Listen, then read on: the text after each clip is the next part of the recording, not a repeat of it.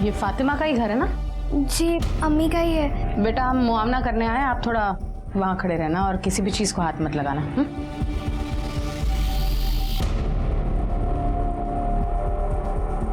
ठीक तरह से घर चेक करना।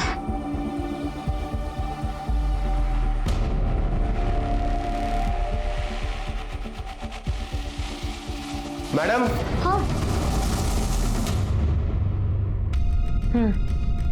मैडम ये देखिए, इतनी सारी बिरयानी,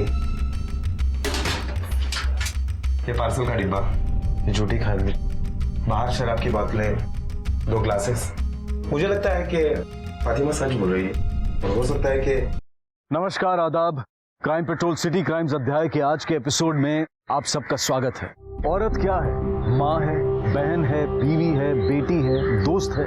इस सृष्टि की शुरुआत से ही औरत ने न जाने कितने ही जिम्मेदारी भरे रिश्ते निभाए हैं, लेकिन फिर भी हमने उसे कभी भी पूरी तरह से इज्जत नहीं दी, आजादी नहीं दी। सदियों से हमने उसे अपने नियंत्रण में रखा, अपनी सहूलियत के हिसाब से उसका इस्तेमाल किया, उसके अस्तित्व को दबाया जैसे वो कोई दिल बहलाने की चीज, अपने आप को मर्द साबित करने का जरिया है, खानदान को वारिस देने की मशीन है, खानदान की इज्जत का ठेका उसके सर पर है। हमने उसे जो भी माना, लेकिन इंसान नहीं माना। हैरान मत होइए, ये मैं सदियों पुराने नहीं बल्कि आज के हालात सुना रहा हूं। गांव हो या शहर, औरत की हालत आज भी दयनीय है। जमीनी हकीकत आज भी वही है। अपने घर की माँ, बहन, बीवी, बेटी को छोड़कर हर औरत उपभोग की वस्तु है। और अगर अपने घर की औरत भी आवाज उठाना चाहे, अपनी आजादी की, अपने हक की मांग करे, तो उसे भी चुप कराया जा सकता है, जिसके लिए आदमी ने कई नायाब तरीके ढूंढ रखे हैं। आज के एपिसोड में हम आपको एक ऐसी ही औरत की कहानी दिखाने जा रहे हैं जिसने जुर्म के खिलाफ अपने ही परिवार वालों की गैर रजामंदी का मोर्चा खोला और जीत हासिल की। और जो सच सामने आया वो सिर्फ इंसान को तो क्या, भगवान को भी शर्मिंदा कर सकता था।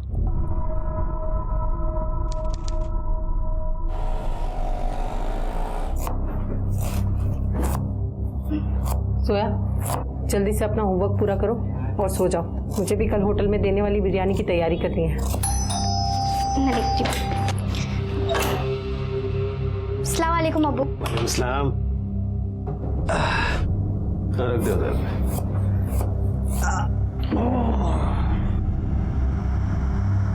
वो मैं सोने जा रहा हूँ, मेरे को नींद आ रही है।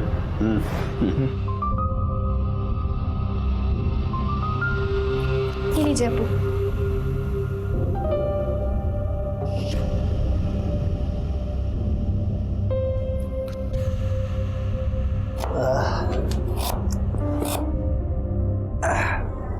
फातिमा, वो हमारे सर है ना, महेश जी, कल उनको घर पे दावत में बुलाया है।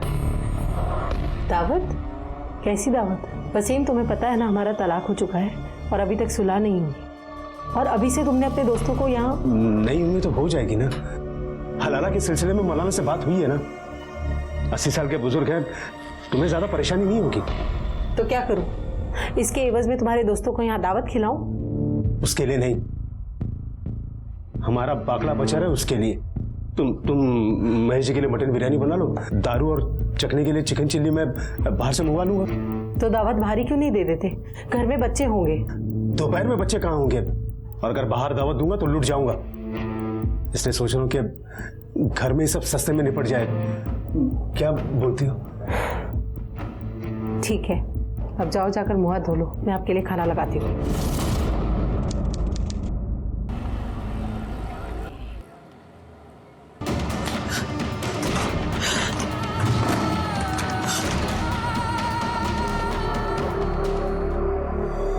जोया, जोया क्या हुआ बेटा? रो क्यों रही हो? अम्मी पिछले 2-3 घंटे से रोए जा रही है और मैंने पूछा तो कुछ बताती भी नहीं है। फातिमा, फातिमा, क्या हुआ? तुम क्यों रो रहे हो? फातिमा, क्या हुआ? क्या हुआ?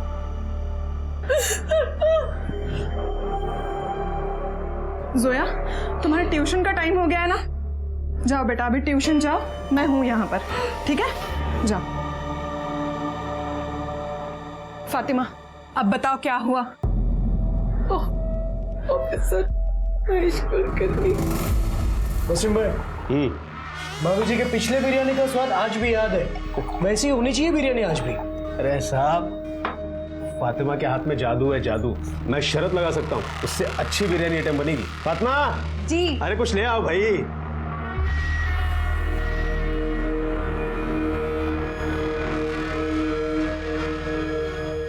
क्या वसीम भाई सब सूखा सूखा ही खिलाओगे? कुछ चिकन मिकन मंगाओ। अरे मंगाया ना सब, बस अभी आ जाएगा थोड़ी देर में। आप शुरू कीजिए।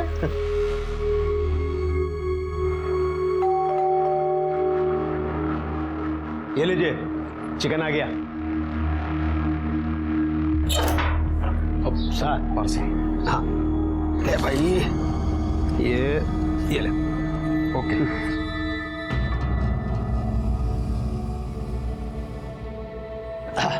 सब बस तैयार करके लेके आया।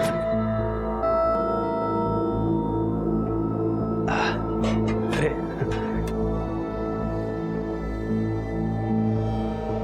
ये है ना, अरे खा लो चुपचाप, देख थोड़ी रहा कोई तरफ है। बस बस बस बस। अच्छा ठीक है, और लगेगा तो ले लेना। हा? ये लीजिए सर, ये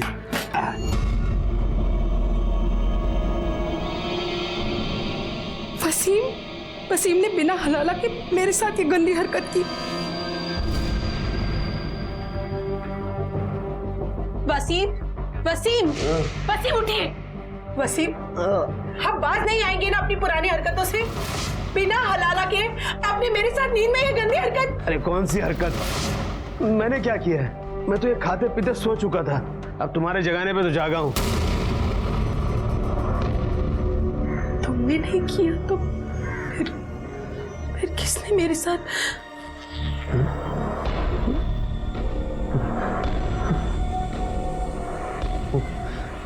ये हरकत जरूर कभी ने महेश की होगी।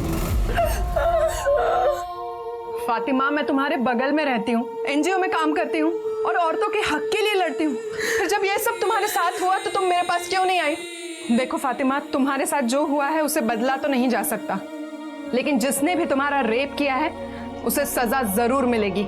हम अभी पुलिस स्टेशन जाएंगे और कंप्लेंट करेंगे, ठीक है? चलो मेरे साथ, चलो पुलिस स्टेशन जाएंगे हम। ओ मैडम, महेश को उसके की सजा जरूर मिलेगी, लेकिन अगर पुलिस में कंप्लेंट की ना तो पूरे एरिया में हमारी बदनामी हो जाएगी। और वैसे भी महेश का हम लोग कुछ नहीं बिगाड़ सकते, बहुत बड़ा आदमी है वो, पैसा है, रुतबा है, सब कुछ है। और हम एक गुजारिश करूं आपसे, आपका ये महिला मुक्ति मोर्चा ना हमारे घर से दूर रखिए, जाइए यहाँ से। वसीम भाई, आप मेरी बात को समझ नहीं समझती आपकी बात, आप जाइए यहाँ से, नहीं करनी पुलिस कंप्लेंट। नहीं वसीम, मुझे कंप्लेन करनी है।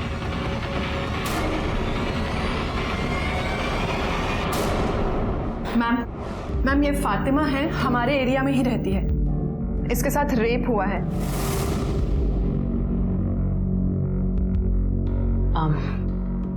आप जानती हैं उसे? नहीं, मैं नींद में थी, मुझे तो होश भी नहीं था। जब नींद से उठी तो सर भारी भारी लग रहा था। कब हुआ ये और कहाँ? आज दोपहर को मेरे घर पे मेरे शौहर ने एक ऑफिसर को दावत पे बुलाया था। महेश नाम है उनका, महेश कुलकर्णी। दोपहर का खाना खाया,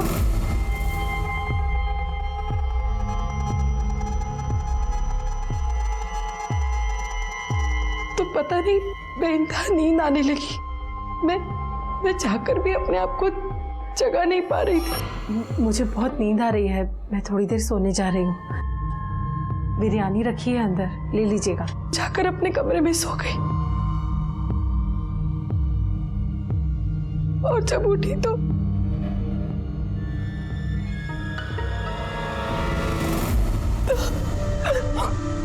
फातिमा संभालो अपने आप को। फातिमा, ये लो।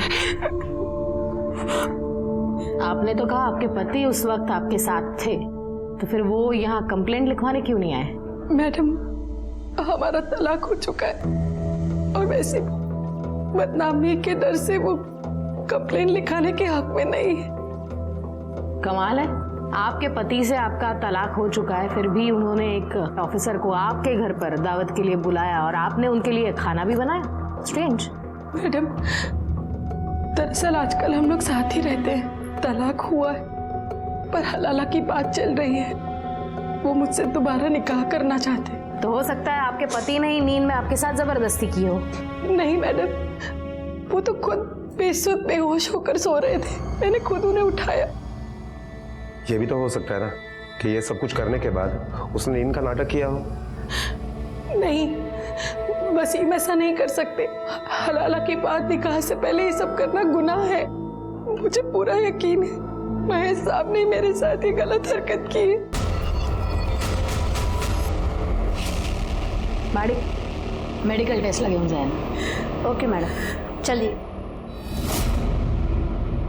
साधारण सी फातिमा पति से तलाक के बावजूद घर परिवार में उलझी, अपने बच्चों की जिंदगी बेहतर बनाने में लगी हुई थी और हलाला की रस्म पूरी होने का इंतजार कर रही थी। और उसके ही पति का दोस्त खाने पर उसके घर आता है, लेकिन उसके जाने के बाद जो हलचल, जो बवंडर फातिमा की जिंदगी में आया, उसने फातिमा के आत्मविश्वास और आत्मसम्मान को तार तार कर दिया।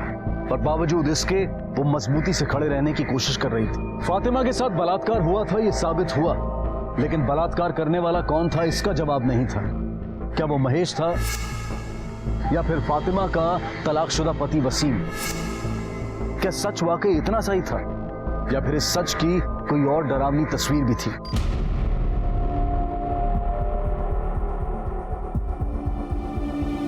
ये फातिमा का ही घर है ना? जी अम्मी का ही है। बेटा, हम मुआवना करने आए, आप थोड़ा वहां खड़े रहना और किसी भी चीज को हाथ मत लगाना।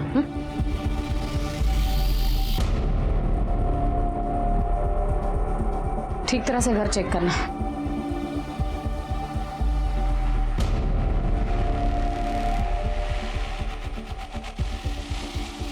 मैडम। हाँ। मैडम ये देखिए, इतनी सारी बिरयानी,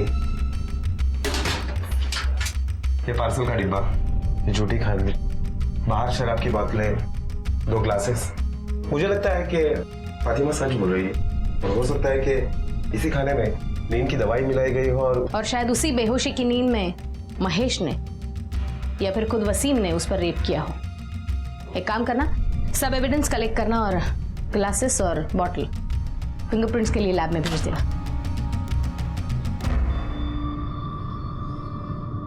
अब्बू। नहीं ठीक है, कुछ नहीं। आप फातिमा के पति वसीम हो? हाँ। तो अब तक कहाँ थे? वो अबू को मैं डॉक्टर के यहाँ लेके गया था। इनके पेट में बहुत दर्द हो रहा है और उल्टियाँ बार बार हो रही हैं। डॉक्टर ने बोला है कि फूड पॉइजनिंग हुआ है। अच्छा, बताइए आपके साथ और कौन कौन था यहाँ जिसने ये खाना खाया और शराब पी? वो ऑफिसर है ना महेश, वो थे। दरअसल हमारे पापा जी का ठेला लगता है हमारा, वहाँ हफ्ता वसूली करता है वो। अब ठेला बचाने के लिए ऐसे ही छोटी मोटी दावतें करनी पड़ती हैं उनके लिए, और होटल में ले जाके नहीं खिला सकते, बहुत पैसा लगेगा, इसलिए एक घर में ही कम में कर लेते हैं। अगर मुझे पहले पता होता कि वो फातिमा के साथ ऐसा कुछ करेगा ना। आपको कैसे पता उसने ऐसा किया? आप भी तो हो सकते हैं। देखिए, मानता हूँ कि फातिमा के साथ मेरा तलाक हो गया है, लेकिन वो मेरी बीवी है, और अगर मैंने किया होता तो मेरे खिलाफ कंप्लेन करती ना। पता चलेगा किसने क्या किया और क्या नहीं। पाटिल, इनका मेडिकल टेस्ट कराओ। साहब, वो महेश साहब का क्या है ना, वो सबको ही दुखी करते हैं, सबसे हफ्ता लेते साहब। पर साहब वसीम भाई भी इतने शाने हैं ना, महेश साहब को 1 रुपया नहीं देते थे, पूरा पैसा दारू में उड़ाते थे। पर महेश भी कम चिंती नहीं था साहब, वो बराबर वसीम के पीछे लगा हुआ था। वसीम को स्टॉल बेचना नहीं था साहब, और वो महेश को पैसा भी नहीं दे पा रहा था। पता नहीं वसीम क्या सोच के बैठा था। मैडम, फातिमा और वसीम इन दोनों की मेडिकल रिपोर्ट आ गई है, और इस रिपोर्ट के मुताबिक फातिमा के बॉडी में जो सीमेन पाए गए हैं वो वसीम के सीमेन से मैच नहीं हो रहे। मतलब वसीम और फातिमा के शारीरिक संबंध नहीं हुए? हाँ मैडम, और स्टार्टर में जो इन दोनों ने चिकन चिली खाई थी उसमें नींद की दवाई मिलाई गई थी। दोनों की ब्लड रिपोर्ट में उसके ट्रेसेस पाए गए हैं। जादव, वसीम को पैसों की जरूरत थी, कहीं ऐसा तो नहीं कि पैसों के लिए या फिर महेश का हिसाब चुकता करने के लिए वसीम ने ही अपनी बीवी फातिमा का सौदा किया हो, या फिर महेश की नीयत बिगड़ गई।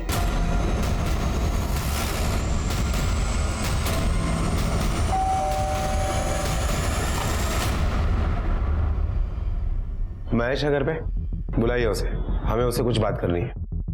सर, महेश तो कल से घर नहीं आए और उनका फोन भी स्विच ऑफ है। आप? मैं उनकी पत्नी। अच्छा, वो कल से गायब है, लेकिन आपने मिसिंग कंप्लेंट नहीं करवाई?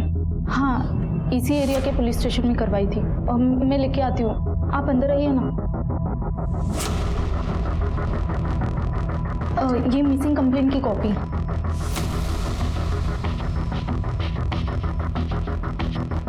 महेश का नंबर दे और जैसे वो घर पे आता है हमें इन्फॉर्म करना। नंबर है 996711।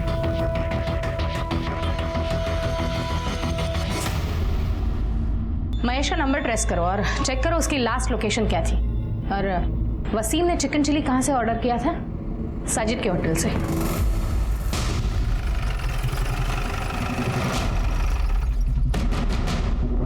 यहाँ साजिद कौन है? मैं हूँ मैडम।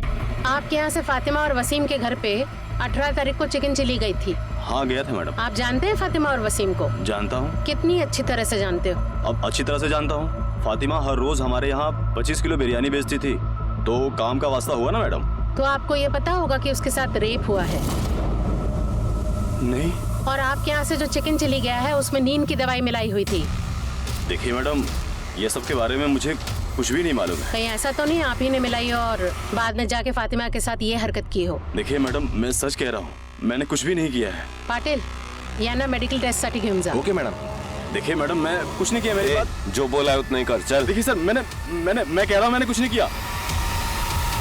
फातिमा, कैसी है तू? सुना तेरे बारे में, सुन के बहुत बुरा लगा। मतलब समझ में नहीं आता कि कोई इतनी उम्र वाली औरत के साथ क्या जाने कैसा आदमी होगा वो, जो कहीं तूने जाने अनजाने में उससे कुछ इशारा नहीं किया ना? आप यहाँ अम्मी को हमदर्दी देने आई है या उनकी जले पे नमक छिड़क रही है? आपकी झूठी हमदर्दी ना अपने पास रखिए। जाइए अपना काम करिए, जाइए। फातिमा, अंदर आओ।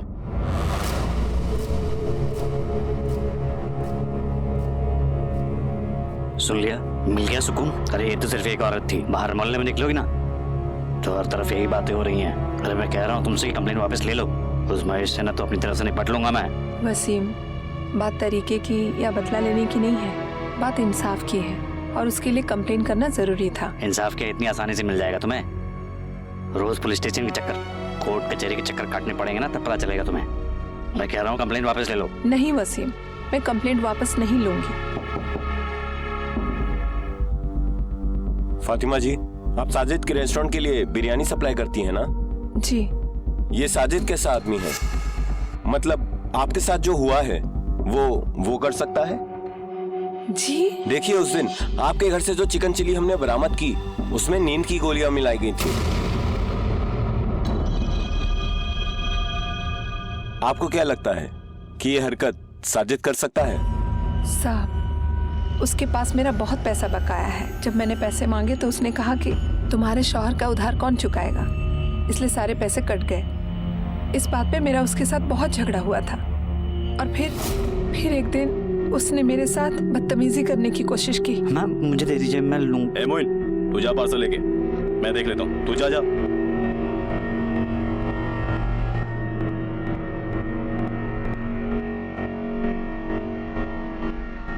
दाद देता हूँ आपकी हिम्मत का। कैसे कर लेते हैं ये सब आप अकेले? अरे वसीम जैसे शौहर पे तो लानत है, सारा बोझ आपके कंधे पे डाल दिया उसने। देखिए, मुझे आपसे बहुत हमदर्दी है। आप अपने आप को अकेला मत समझिए। मैं हूं आपका अकेलापन दूर करने के लिए। तुम्हें कभी किसी चीज की भी जरूरत पड़े मेरे पास आ जाना, ठीक है? ये पैंतरे ना किसी और पर आजमाना। मुझे जरूरत नहीं है किसी फरिश्ते की। और आज के बाद अगर ऐसी हिमाकत की तो इसी डेगची में डालकर तुम्हारी बिरयानी बना दूंगी, समझे?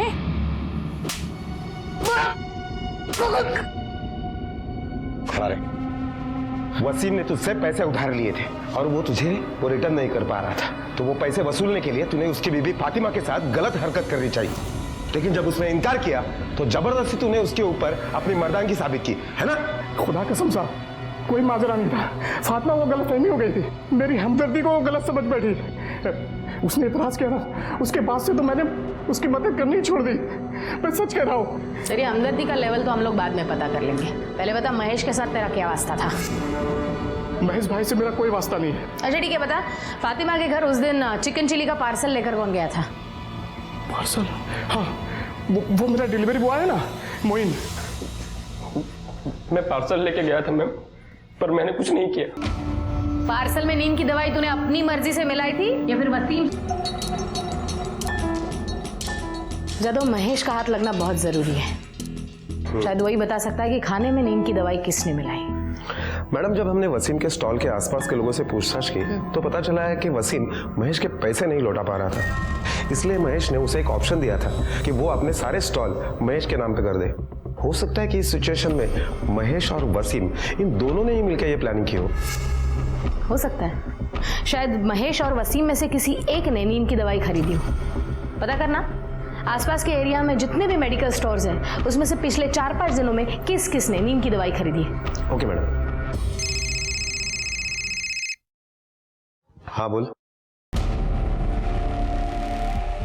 ओके मैडम, महेश का मोबाइल का लोकेशन डोंगरी चाल के आसपास एक्टिवेट हुआ है, तो उठा लो उसे।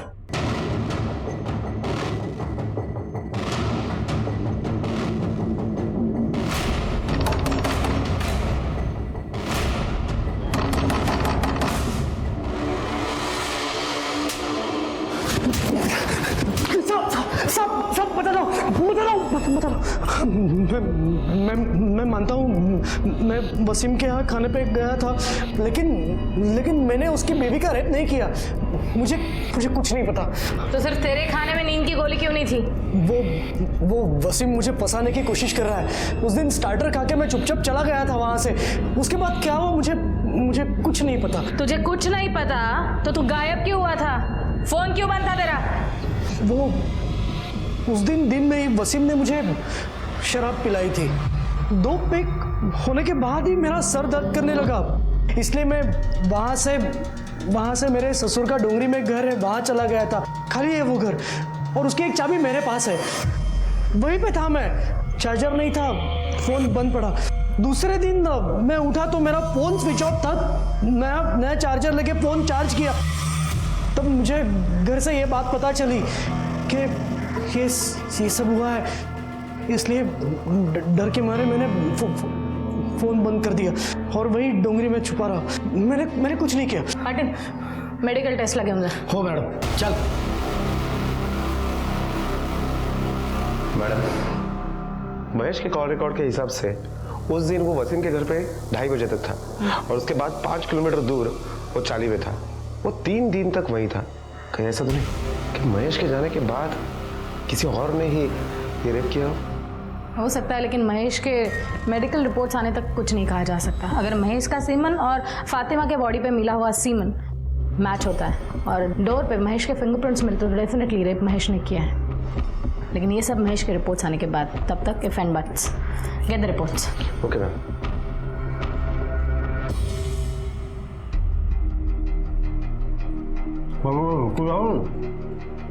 नहीं ठीक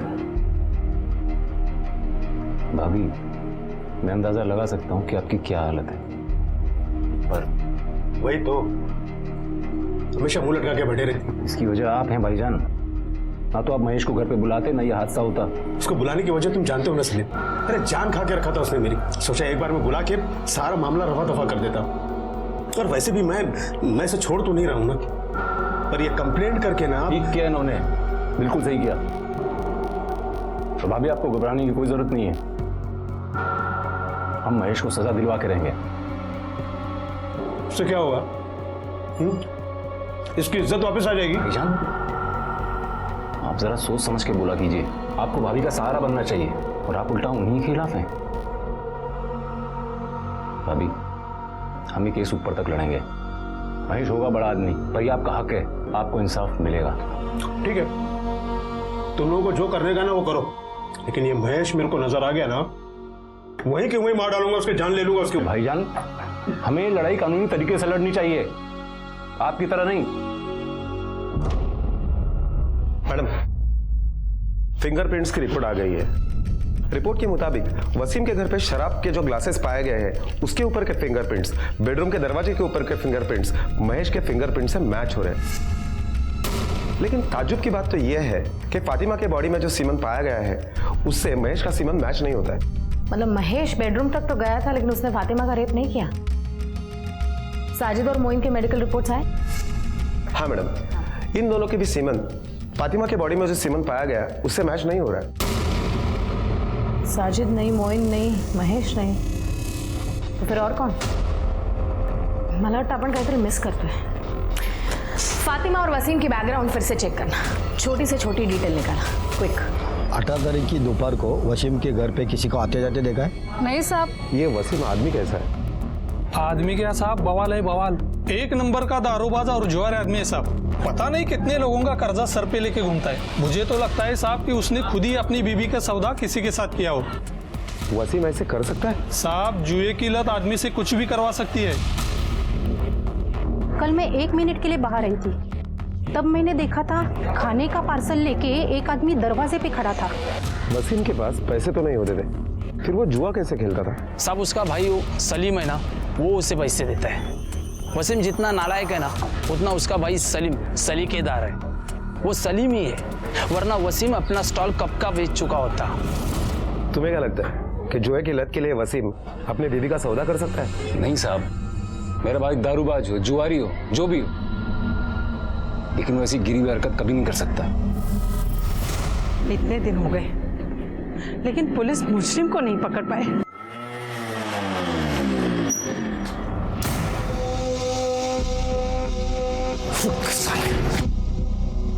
वसीम भाई, तुम मुझे जानबूझ के फंसा रहे हो, क्यों?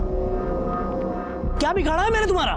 मेरी बीवी के साथ जबरदस्ती किया तूने? मैंने कुछ नहीं किया है, बल्कि तुम्हारे इस झूठी केस की वजह से मेरी नौकरी चली गई है। देखो, अच्छे से बोल रहा हूँ, ये केस वापस लो, मैं तो अच्छा नहीं होगा। तुम्हें जो करना है कर लो, पर ये केस मैं हरगिज वापस नहीं लूंगी। हाँ। आज बहुत प्यार आ रहा है बीवी पे, बीवी की साइड ले रहे हो। उस रात ये प्यार हाँ? बोलना नहीं समझ में आ रहा। अगर पुलिस केस नहीं होता ना तो ये मार डालता तेरे को। चल निकल, चल जा, चलो तुम चलो। उस रात क्या चल जा, होगा? निकल यहाँ से। हाँ, उस रात क्या चल निकल। होगा?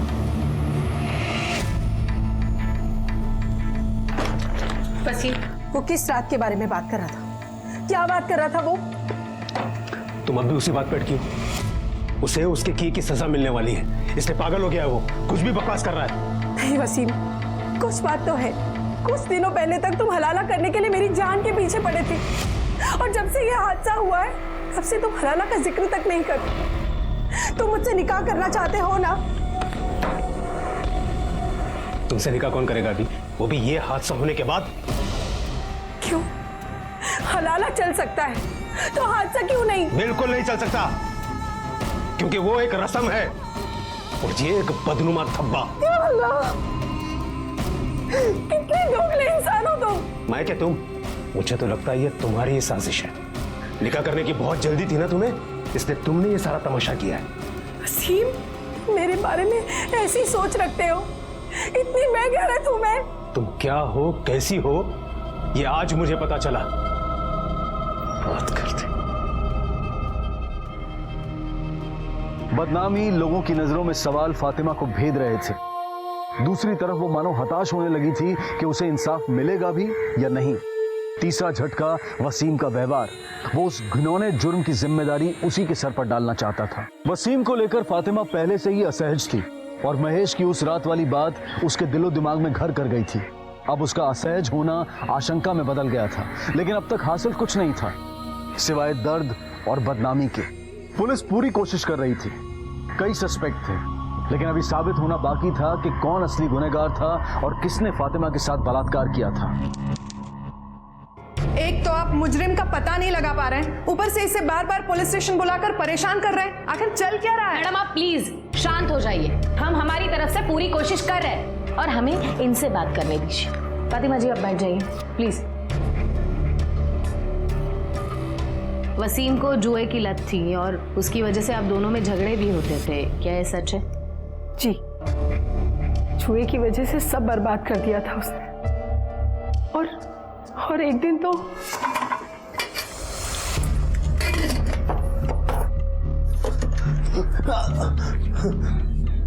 ये क्या कर रहे हैं आप? ये पैसे मैंने जोया और इमरान की पढ़ाई के लिए जमा किए, ना कि आपका जुआ खेलने के लिए। दीजिए मुझे, दीजिए मुझे पैसे दीजिए। अरे हट, अरे हट, रुकिए, पैसे दीजिए मुझे। छोड़ बोला ना। दीजिए पैसे दीजिए। मैं मर के पैसे जमा कर रही हूँ। और आप निकलिए मेरे घर से, निकलिए। ये तहजीब सलीका सब भूल गई है क्या? नहीं जाऊंगा इधर से।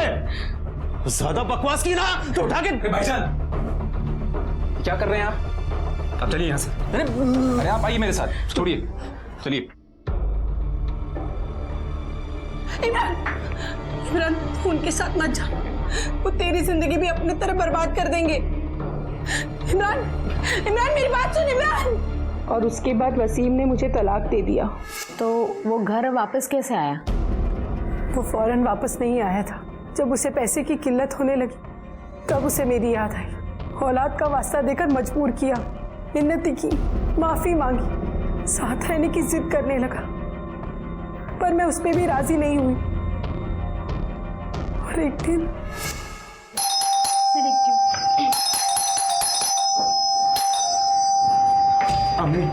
अम्मी अब्बू की तबीयत बहुत खराब है। अम्मी प्लीज आप मेरे साथ चलिए, अब्बू को आपकी जरूरत है। अम्मी प्लीज, अम्मी मेरे साथ चलिए। इमरान मैं कहीं नहीं जाऊंगी और उस आदमी के यहाँ तो कतई नहीं। अम्मी प्लीज प्लीज मेरी बात मानिए, अब्बू को आपकी जरूरत है और चाचू भी घर पर नहीं है। अब्बू अकेले, और अब्बू के लिए नहीं तो मेरे लिए और जोया के खातिर प्लीज चलिए। हाँ अम्मी चलते हैं ना, मुझे भी अब्बू की बहुत फिक्र हो रही है, क्या मालूम किस हालत में होंगे। चलिए ना अम्मी। अम्मी अब्बू अब्बू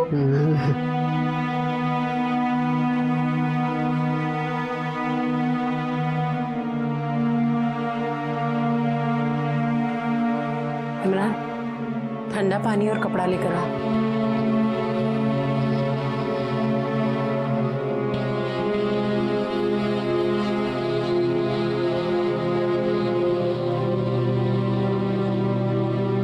फातिमा, मैंने तुम्हारे साथ क्या क्या नहीं किया और तुमने फिर भी मेरा साथ दिया।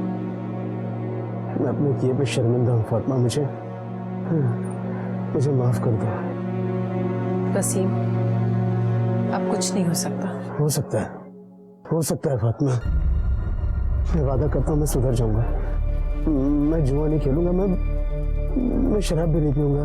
बस एक मौका दे दो मुझे। मैं जानती थी उनकी जुआ खेलने की लत कभी नहीं जाएगी, वो कभी नहीं सुधरेंगे, इसीलिए मैं उनसे सुलह नहीं कर रही थी। पर एक दिन मुझे महसूस हुआ कि मुझे शौहर की जरूरत हो ना हो, जोया को बाप की जरूरत है। उसके बाद मैंने फैसला किया कि मैं अपने लिए नहीं पर अपनी औलाद के लिए वसीम को एक मौका जरूर दूंगी। इसीलिए पिछले 6 महीने से हम साथ रह रहे हैं और वसीम में तब्दीली आई भी। उसकी जुए की लत छूटने लगी, एक जिम्मेदार शौहर और बाप होने की कवायद करने लगा। पर फिर एक दिन ये मनहूस दिन आ गया जिस दिन मेरे साथ पर कुछ दिनों से उसका बर्ताव बहुत अलग है। पहले तो वो हमेशा निकाह और हलाला की बात करता था, लेकिन आजकल नजरअंदाज करता है। शायद महेश ने मेरे साथ ऐसा किया इसलिए। महेश ने आपके साथ कुछ नहीं किया, सबूत है हमारे पास। फिलहाल आप जा सकती है, केस में कुछ डेवलपमेंट हुआ तो definitely I will get back to you. चलो फातिमा चलो। पुलिस ने मुझे बताया कि महेश बेकसूर है, उसने कुछ नहीं किया, असली मुजरिम कोई और है। महेश ने ये तो फिर दूसरा कौन हो सकता है? ये तो तुम ज्यादा अच्छे से जानते होंगे ना, क्योंकि चिकन चिली तुमने मंगवाया था और उसमें नींद की दवाई थी। तुम कहना क्या चाहती हो? यही कि कहीं ये सब तुम्हारे इशारे पर तो नहीं हुआ। क्या पक रही हो तुम? वक्त नहीं रही हूँ वसीम, तलाक के बाद भी तुमने 2 बार मेरे साथ जबरदस्ती की। तब मैं कुछ नहीं बोली, लेकिन अब बर्दाश्त नहीं करूंगी। अगर इस सब में तुम्हारा हाथ हुआ ना तो मैं तुम्हें छोड़ूंगी नहीं। मैडम, पता चला है कि वसीम जिन लोगों के साथ जुआ खेलता था उनके नाम है महेश, साजिद और चाल का मालक संपतराव। मैडम, और एक बात पता चली है, ये वसीम जिस एरिया में रहता है उसी एरिया में एक जावेद नाम का चरसी आदमी रहता है। ये सब लोग मिलकर उसके घर पर ही जुआ खेलते हैं। मैडम, मोहिना और साजिद के मोबाइल लोकेशन आ गए। उसके मुताबिक मोहिन का मोबाइल लोकेशन 4 मिनट के लिए वसीम के घर पे एक्टिवेट था। उसके बाद पूरा दिन होटल में था। अच्छा, मतलब वो वहाँ पर रुका नहीं? नहीं मैडम। और साजिद? मैडम, साजिद के मोबाइल के लोकेशन के मुताबिक वो पूरा दिन सुबह से लेकर शाम तक होटल पर ही था। वो तो वसीम के घर के आसपास भी नहीं गया। हो सकता है ये उन दोनों के प्लानिंग का हिस्सा हो, लेकिन सबसे पहले हमें जावेद की खबर लेनी पड़ेगी। तो ही जावेद है ना रे? जी सब तेरे यहाँ पे जुआ खेलते थे ना? अरे नहीं मैडम, वो तो इसी टाइम पास के लिए पत्ते खेलते बगैर पैसे के। हाँ। अच्छा, अब सच सच बोल दे। बहुत हो गया तेरा नाटक। तेरी पूरी कुंडली निकाली है मैंने। ऑफिसर महेश कुलकर्णी भी आता था ना तेरे पास जुआ खेलने के लिए? जी मैडम। उसका और फातिमा का कुछ लफड़ा था, बोला था तेरे को कुछ? फातिमा के रेप केस के बारे में कुछ जानता है? मैडम, मैं खाली एक ही बात जानता हूँ, मंगता तो वो बता देता हूँ, पर मेरा नाम किधर नहीं आना। मंगता बोल। उस दिन वो फातिमा का पति वसीम भाई मेरे पास आया था जुआ खेलने।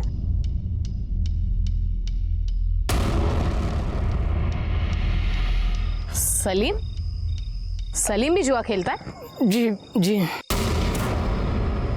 वसीम जुआ खेलता है? हाँ सर।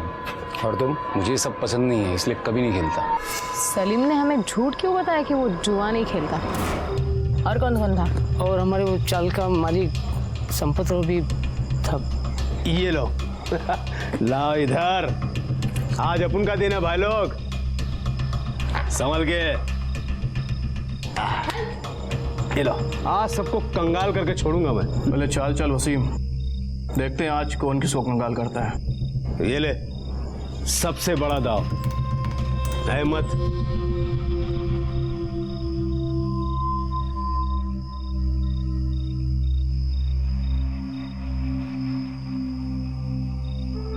ये मेरा। क्या हुआ वसीम भाई, आज आपका दिन बहुत जल्दी खत्म हुआ? अभी नहीं, आखिरी दाव तक खेलूंगा। अबे दाव पे लगाने के लिए बचा ही क्या है जो तू खेलेगा?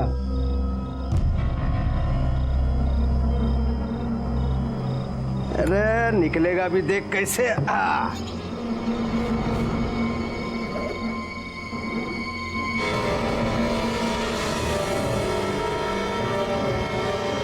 वो उस दिन वसीम भाई तैश में आकर फातिमा भाभी को दाव पे लगा दिया। अरे भाईजान, आप ये क्या कर रहे हैं? ये भाभी का फोन। अरे चुप कर सलीम, अगर मैं जीता तो सारा माल मेरा, और अगर तुम में से कोई भी जीता तो मेरी बीवी के साथ एक रात। कौन जीता था? वो हमारे चाल का मालिक संपतराव।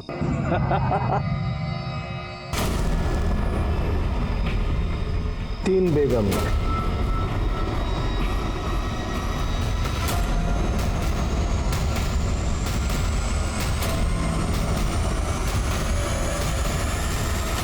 कब की बात है? ये कोई तकरीबन 6 महीना पहले। ठीक है, तू जा, कुछ लगा तो वापस बुला लेंगे। जी। मैडम, 6 महीने पहले तो ये वसीम और फातिमा साथ में भी नहीं रहते थे, और उसके बावजूद भी वसीम ने फातिमा को दाव पे लगा दिया। एक काम करो, संपतराव को बुला लो। वसीम ने जुए में फातिमा को दाव पर लगाया था और वो बाजी तू जीता था। बोल इसके बाद क्या हुआ? बक। मैंने और वसीम ने एक प्लान बनाया था। बोल, कब आऊं फातिमा के साथ रात गुजारने? संपत भाव, थोड़ा टाइम लगेगा। तो क्या है ना, पहले फातिमा का भरोसा जीतना पड़ेगा मुझे, वरना तुम्हें तो क्या, मुझे भी घुसने नहीं देगी वो। औरत को मजाक समझ कर रखा है? हाँ, मजाक समझ कर रखा है औरत को? नहीं मैडम, मतलब हमने दारू पी और दारू पी के ये सब किया। ये बलात्कार का प्लान बनाया। बलात्कार का कब बनाया, कैसे बनाया? और कितना बेवकूफ बनाएगा तू? 6 महीने हो गए जुए में जीते, घर कब बुलाएगा? एक काम कर, कल दोपहर को आ जा। पक्का? फातिमा कोई नाटक तो नहीं करेगी ना? तो मेडिकल वाला वो मेरा दोस्त है, उससे दवा लेके साजिद की दुकान पे भेज दूंगा। वो चिकन चिल्ली में मिला के घर भेज देगा, मैं उसको खिला। उसके बाद अगले दिन मैं वसीम के उधर गया था, लेकिन घर के अंदर नहीं गया। क्यों नहीं गया? क्योंकि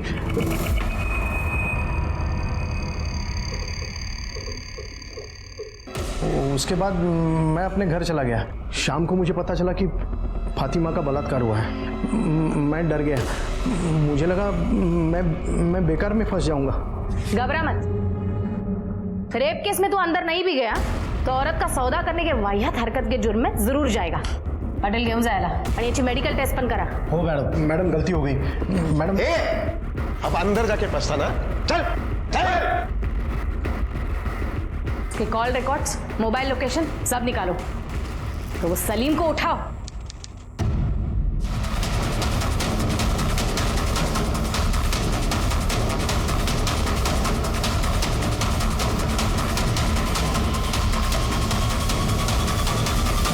कहाँ भाग रहा था? मैं भाग नहीं रहा था मैडम, मैं तो कुछ जरूरी काम से जा रहा था। अच्छा, अब कहीं जाने की जरूरत नहीं है तुझे।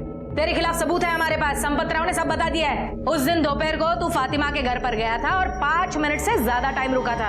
एक बार तेरे रिपोर्ट सारे दे, फिर दूध का दूध पानी का पानी हो जाएगा। कहीं जाने की जरूरत नहीं पड़ेगी, सीधा अंदर बोल। सीधे से बताएगा कि फटके दो। नहीं बता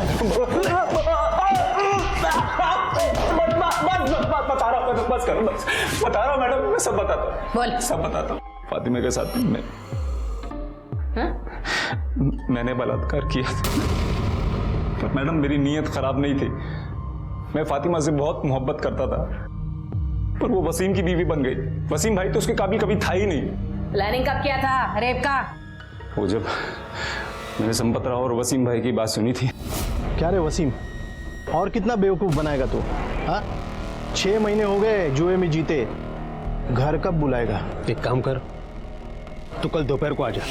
उनकी बात सुनने के बाद मेरे को लगा कि एक बारी के लिए फातिमा को हासिल कर सकता हूँ। वसीम भाई और फातिमा का तलाक होने के बाद मैंने उसके करीब जाने की कोशिश की थी, पर मैं कामयाब नहीं हुआ।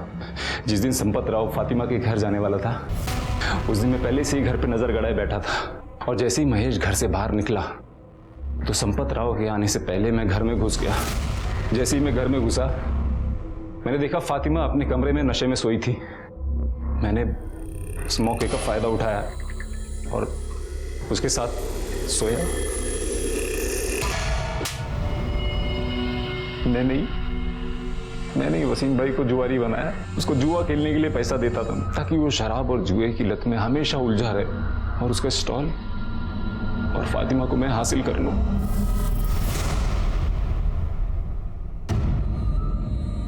फातिमा, आपके साथ जो कुछ हुआ उसकी प्लानिंग आपके पति ने और संपत राव ने मिलकर की। आपके पति जुए में संपत राव से आपको एक रात के लिए हारे थे।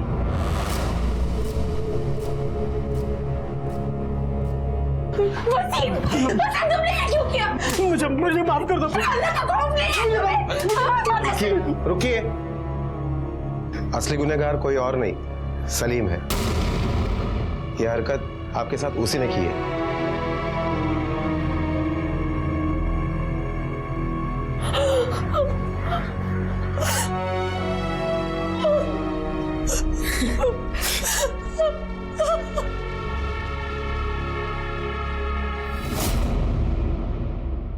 सलीम ने अपनी बुरी मंशा को मोहब्बत का नाम दिया।